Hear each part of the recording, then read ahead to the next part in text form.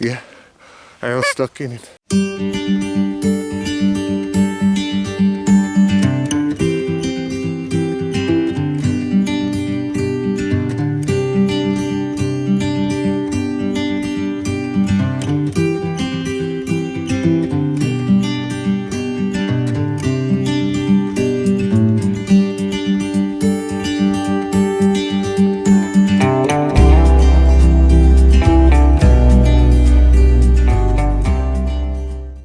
Well, last weekend, me and Dad went turkey hunting, and he brought his bow because he only uses bows for everything. And I brought the shotgun, of course, because in case we have two come in, he shoots the dominant one, and the other turkey gets on top of it, and I could shoot that one. But we had some hens already in there when we came to the field, and then sat down, we were set the decoys out and everything, and then Dad walked back where I was, and Jason, at least two gobblers, came out of the woods, started beelining it straight to our decoys, and we didn't even have time to set up a ground blind, which is hard with a bow to maneuver, because you can't really move much because they're such You gotta be able to draw back. You gotta set up where they gotta go behind something, give you a chance to draw, or you wait till the tom, struts and turns away from you, hides his head with his own tail, own fan.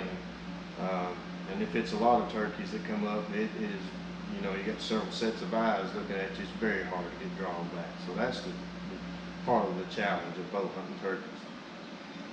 Well, they started coming in straight to us, like I said, and he had to get a pretty quick shot off. He said he was not really comfortable shooting that fast, but It all happened fast.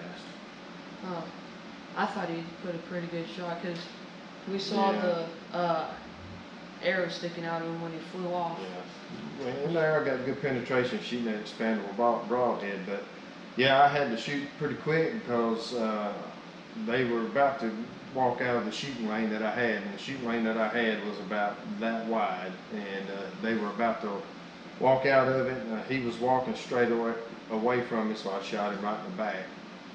So practice comes in. Mm-hmm.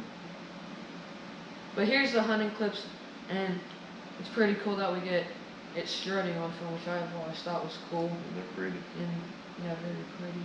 Up close too. But here's the clips. Well, all right, we're here at the field.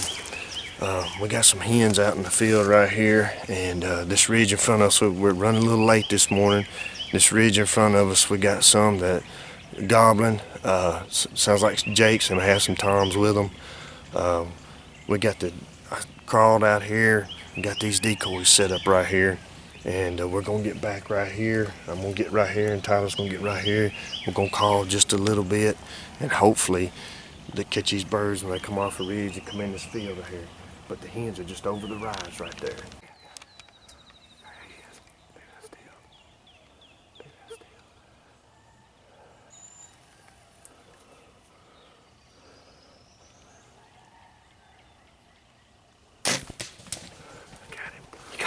Yeah, I was stuck in it. How do you There you go. First bird. Hold on. Get a shotgun shell. How do you feel right now? I don't know how I feel right now, because I didn't see him. Right here. Feathers. There's feathers all through. Those are good feathers too. Good sign feathers. That's red. Yeah, they're not wing feathers. That's the kind of feathers you want to see. I heard that familiar thump. I thought I saw them fall, like down here, where the feathers are. He got up and flew. They got up and flew out that way a little bit. Just hold on. There's feathers all through here. Let's just hold on a minute. I hope you get him. I do too. It's stuck in. I seen him sort of glide this way. Well, tell us what happened. He wasn't high off the ground either. The big birds, the jakes stayed down here. The big birds come around They come up, and I seen a fan right here. And one just gobbled. It's all right. All right, we got here, run a little late this morning. Got daylight quicker than what I thought it would, and we ended up getting up here and having to cut through the woods right here to get to where we found yesterday, the spot we picked yesterday. There's 2 hens out here, and I put these decoys up. Was getting everything set up, and at least 2 toms, I don't know how many jakes, come out of the woods across the field. So I backed up in here, got along around this log right here Tyler got right here, and got set up, made a couple of calls, and they started coming. Looked to the left and had two toms strutting to the left of this big tree right here, and they come on up and shot one of them, and got up and flew a little bit off the ground. I could see the arrow sticking in it. I lost where it went. I don't know, so we're going to go look for it here in a little while. So hopefully we'll find it. Right now I have a little mixed feelings on what's going on and I think if you we're got going it. to find it or not. So it looked like a good hit from what I could tell. There's, so there's feathers out there, and the arrow's still in him, which is what you want. And so we're going to give him just a little bit of time to go look for him. I had to shoot right here, between here, right through here, where I had to shoot from where I was standing back behind this log right here. And you can see right here, we had a pretty good setup. You can see right here, I was standing right here and Tyler was sitting right here. They came out down, like right down there in that area. Come across the bottom. Came across the field. And then you said the tom circled around us, right? Now the jakes come up, and then the toms turn and come to the left right here. Well, as he said, he wasn't that comfortable with his shot.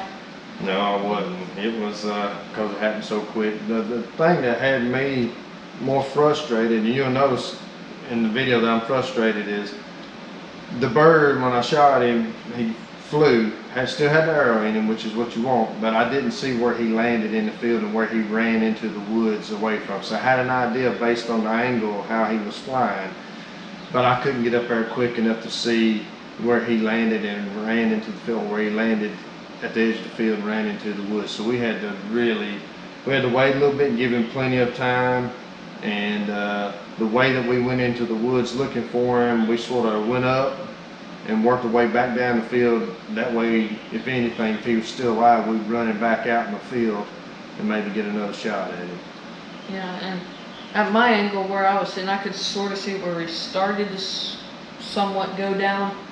But I mean, it wasn't really that helpful because he could have cut and. Yeah, the hedges helped out and the tree helped out, so I could get drawn back. But it didn't help out once the bird got up in the air and went over the rise and we couldn't see. So we waited for about 2 hours because we had one that kept gobbling, but it was almost like the one he killed was the dominant bird because that bird was hanging in that area the whole time it was gobbling, which was 2 hours. Well, we had birds that kept gobbling. They weren't spooked that bad, and we kept, it sounded like they were going to come back to us. So we had you with the shotgun, and I was calling, and we were trying to see if we could call one up for you to get a shot at while we were waiting on to go look for the one I shot.